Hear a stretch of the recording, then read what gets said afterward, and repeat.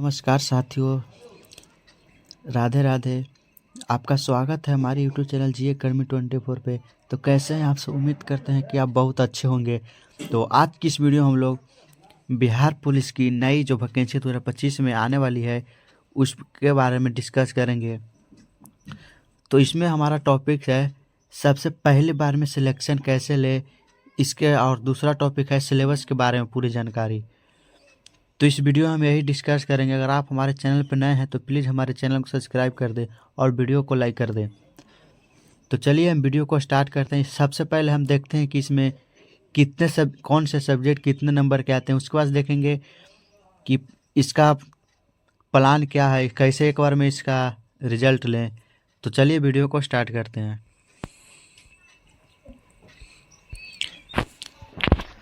तो सबसे पहले इसमें जीके का 40 क्वेश्चन आता है जो कि 40 नंबर का होता है, और जीएस का 30 क्वेश्चन 30 नंबर का होता है, और फिर मैथ का 10 नंबर का 10 क्वेश्चन होता है, और फिर हिंदी का 8 क्वेश्चन 8 मार्क्स का होता है, फिर इंग्लिश का 7 क्वेश्चन 7 मार्क्स का होता है। इसमें टोटल 100 क्वेश्चन 100 मार्क्स के होते हैं और इसमें कोई भी नेगेटिव मार्किंग नहीं होती है।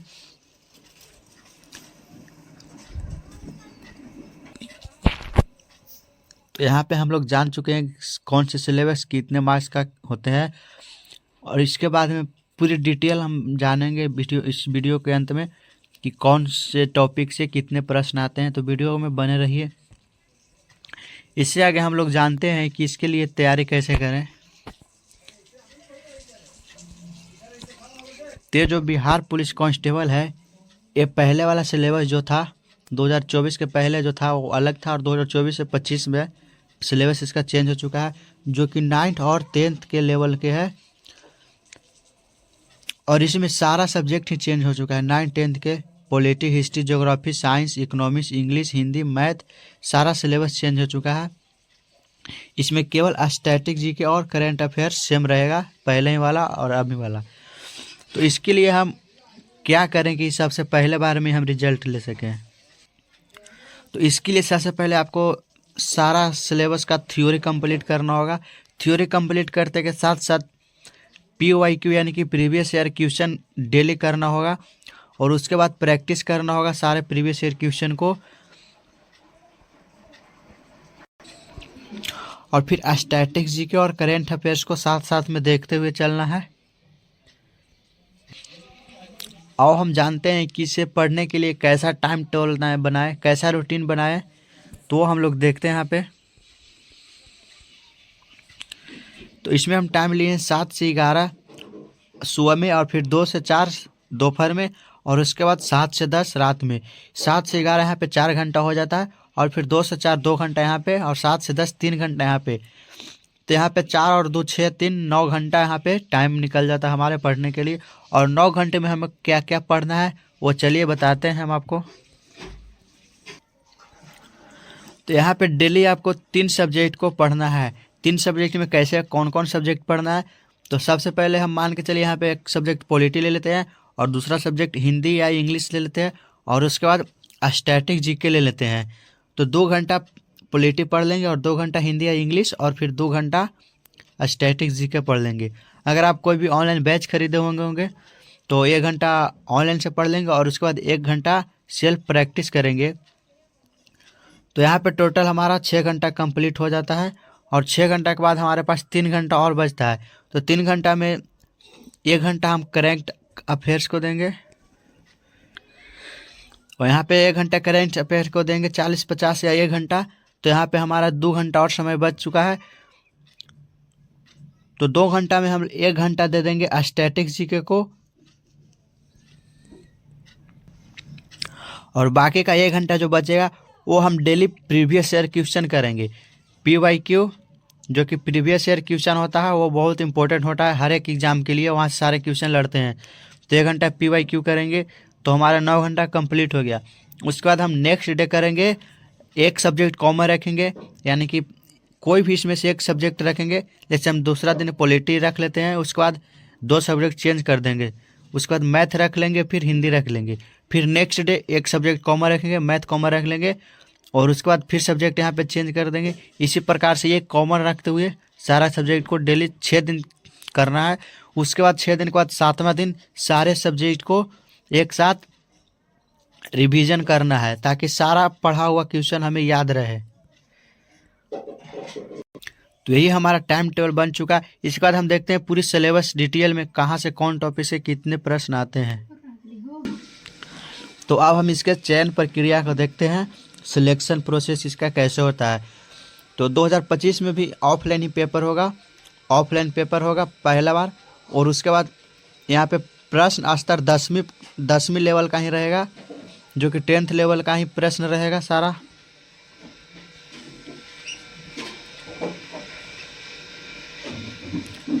और इसका 1 डे ही एग्जाम होगा, केवल एक दिन ही, पहले की तरह ही एक दिन एग्जाम होगा इसका। बिहार पुलिस CSBC 2025 का सिलेबस, सबसे पहले यहाँ पे फिजिकल होगा यानी कि शारीरिक। उसके बाद डॉक्यूमेंट वेरिफिकेशन होगा यानी दस्तावेज सत्यापन। उसके बाद मेरिट हो बनेगा, और फिर मेरिट बनने के बाद यहाँ पे मेडिकल होगा। मेडिकल होने के बाद आपका ज्वाइनिंग हो जाएगा। तो यहाँ तो हम समझ लिए कि कैसे ज्वाइनिंग होता है, ज्वाइनिंग प्रोसेस हम लोग समझ लिए। और उसके बाद हम जानेंगे डिटेल में कौन कौन सब टॉपिक से कहाँ कहाँ से प्रश्न आते हैं।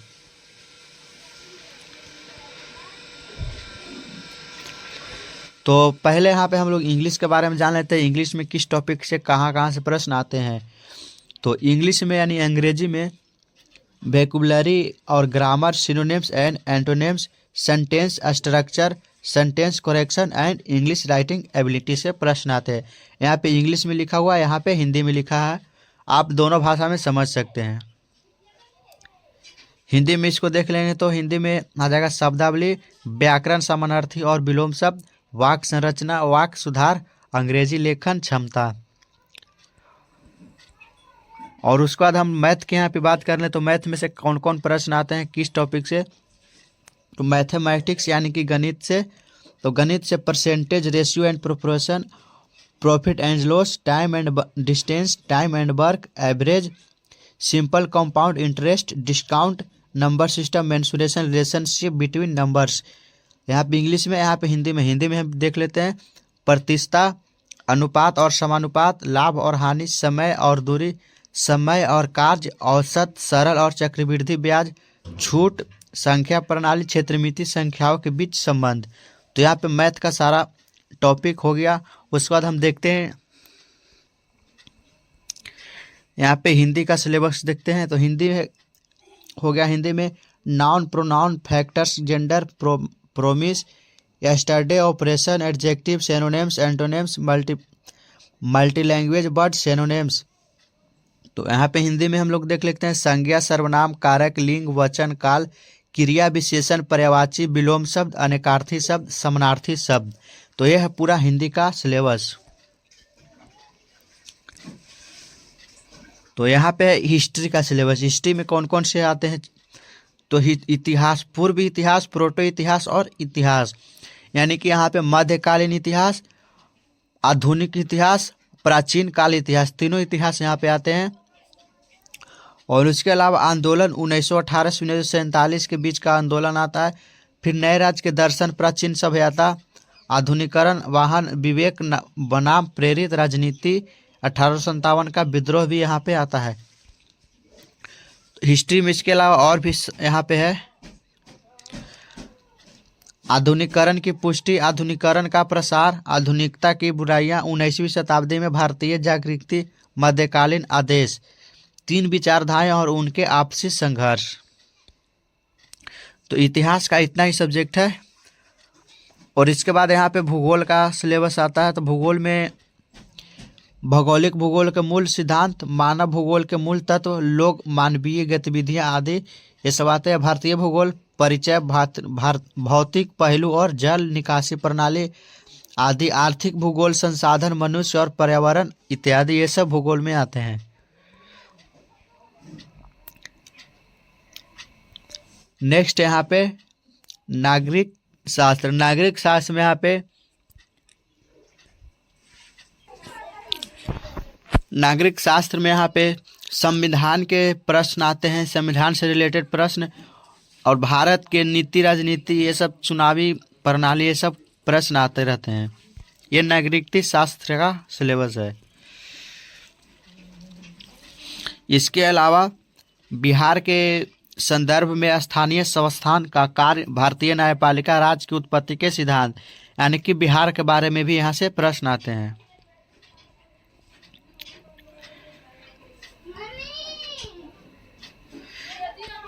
फिर यहाँ पे अर्थशास्त्र है। अर्थशास्त्र में अर्थशास्त्र का परिचय, परिचयात्मक, व्यष्टि अर्थशास्त्र, परिचय, उपभोक्ता व्यवहार और मांग आदि, बिहार और भारत का आर्थिक विकास, अनुभव 1947 से 90 तक, आर्थिक सुधार 1991 की बिहार और भारत की अर्थव्यवस्था के सामने वर्तमान चुनौतियां, ये सब अर्थशास्त्र का सिलेबस है। और यहाँ पे अर्थशास्त्र का और भी यहाँ पे सिलेबस है जो कि इस प्रकार है। अर्थशास्त्र का पूरे सिलेबस है। और उसके बाद यहाँ पे है सामान्य विज्ञान का प्रश्न। सामान्य विज्ञान में आता है प्रदूषणकारी पदार्थ, गति, कार्य और ऊर्जा, विद्युत प्रवाह और सर्किट, चुंबक और चुंबकत्व, फिर प्रकाश, ध्वनि, प्राकृतिक घटनाएं, प्राकृतिक संसाधन, ऊर्जा का स्रोत।